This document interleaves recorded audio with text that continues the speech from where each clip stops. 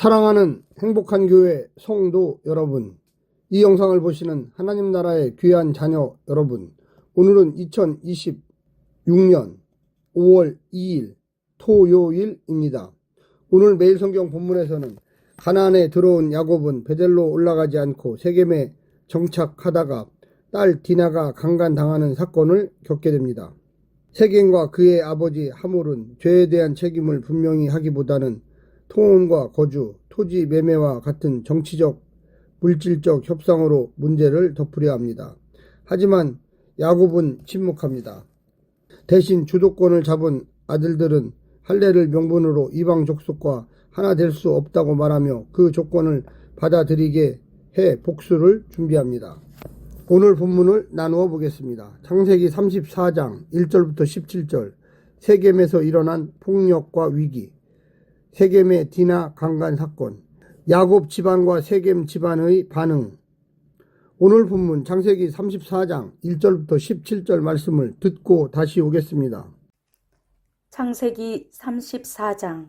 레아가 야곱에게서 낳은 딸 디나가 그 땅의 딸들을 보러 나갔더니 히위 족속 중 하몰의 아들 그 땅의 주장 세겜이 그를 보고 끌어들여 강간하여 욕되게 하고 그 마음이 깊이 야곱의 딸 디나에게 연연하며 그 소녀를 사랑하여 그의 마음을 말로 위로하고 그의 아버지 하몰에게 청하여 이르되 이 소녀를 내 아내로 얻게 하여 주소서 하였더라. 야곱이 그 딸 디나를 그가 더럽혔다 함을 들었으나 자기의 아들들이 들에서 목축함으로 그들이 돌아오기까지 잠잠하였고 세겜의 아버지 하몰은 야곱에게 말하러 왔으며 야곱의 아들들은 들에서 이를 듣고 돌아와서 그들 모두가 근심하고 심히 노하였으니 이는 세겜이 야곱의 딸을 강간하여 이스라엘에게 부끄러운 일 곧 행하지 못할 일을 행하였음이더라. 하몰이 그들에게 이르되 내 아들 세겜이 마음으로 너희 딸을 연연하여 하니 원하건대 그를 세겜에게 주어 아내로 삼게 하라.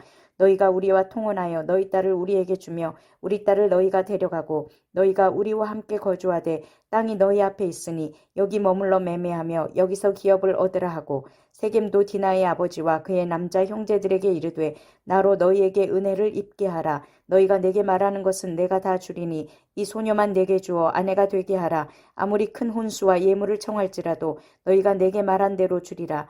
야곱의 아들들이 세겜과 그의 아버지 하몰에게 속여 대답하였으니 이는 세겜이 그 누이 디나를 더럽혔음이라. 야곱의 아들들이 그들에게 말하되 우리는 그리하지 못하겠노라. 할례받지 아니한 사람에게 우리 누이를 줄 수 없노니 이는 우리의 수치가 됨이니라. 그런즉 이같이 하면 너희에게 허락하리라. 만일 너희 중 남자가 다 할례를 받고 우리같이 되면 우리 딸을 너희에게 주며 너희 딸을 우리가 데려오며 너희와 함께 거주하여 한 민족이 되려니와 너희가 만일 우리 말을 듣지 아니하고 할례를 받지 아니하면 우리는 곧 우리 딸을 데리고 가리라. 하몰 부자의 제안에 대한 야곱 측의 올바른 대응은 혼인을 통한 통합이나 이익의 협상이 아니라 먼저 세겜의 범죄에 대한 사죄와 배상을 요구함으로써 정의를 회복하는 일이었을 것입니다. 훗날의 율법에 따르면 이런 경우에 가해자는 피해 여인의 아버지에게 50세겔을 배상하고 여인을 평생 아내로 삼아야 합니다. 그러나 이때 결혼의 최종 결정권이 여인의 아버지에게 있어 그가 결혼을 거부하는 경우 배상으로 사건은 종결됩니다. 아브라함 가문의 경우 언약 백성의 정체성을 위해 가나안 족속과의 혼인을 일관되게 경계해 왔으므로 히위 족속인 세겜을 사위로 맞는 선택은 올바르지 않았습니다. 따라서 이후 세겜 족속과 분명한 교류 관계를 설정하거나 다른 곳으로 이주하는 길이 적절한 대처였을 것입니다. 오늘 본문을 세 부분으로 나누어 자세히 설명드리겠습니다. 첫 번째, 디나의 외출. 야곱의 딸 디나가 그 땅의 딸들을 보러 외출합니다. 하란에서 태어났고 자란 딸 디나는 아버지 야곱이 선택한 마을의 풍속이나 환경, 그곳 사람들에 대해 호기심을 가진 것 같습니다. 표현은 단순하지만 의미는 깊습니다. 호기심이나 동시에 소속과 경계가 흐려지는 시간입니다. 경계 없는 접촉, 중심과 정체성 없는 개방은 취약합니다. 경계는 벽이 아니라 선입니다. 선이 흐려지면 밖이 안이 됩니다. 문제는 외출이 아니라 경계 없이 들어간 것입니다. 내가 누구인지보다 어울림이 먼저였던 것입니다.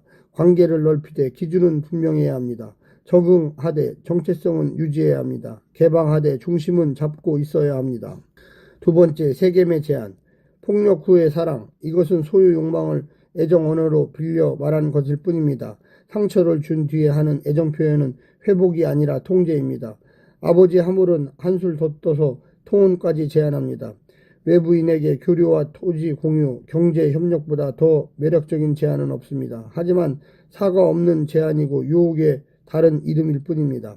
구별된 하나님 백성에게 구별 없이 함께 살자고 강자 하물이 제안합니다. 겉으로는 평화 제안이지만 속내는 흡수 전략입니다. 야곱의 가족을 가나안 사회에 편입시키려는 속셈입니다.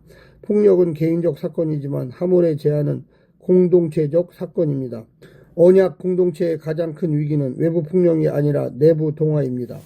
마지막 세 번째, 형제들의 속임. 하물과 세겜은 결혼 조건으로 많은 물질과 경제적 이익을 보장하며 회유했지만 야곱의 아들들은 모두 거절하고 할례라는 단 하나의 조건만을 제시합니다. 하나님이 주신 언약의 표지가 복수의 전술로 악용된 것입니다. 거룩한 상징이 폭력의 도구로 전락합니다. 언약 공동체의 경제의 원칙이니 할례 없는 통은 없다는 그들의 말 자체가 틀리지 않았습니다. 문제는 의도입니다. 그들은 이미 복수를 결정했습니다. 그런데 세겜 개인이 아니라 도시 전체를 겨냥합니다. 할례 제안의 속내는 집단 학살이었습니다.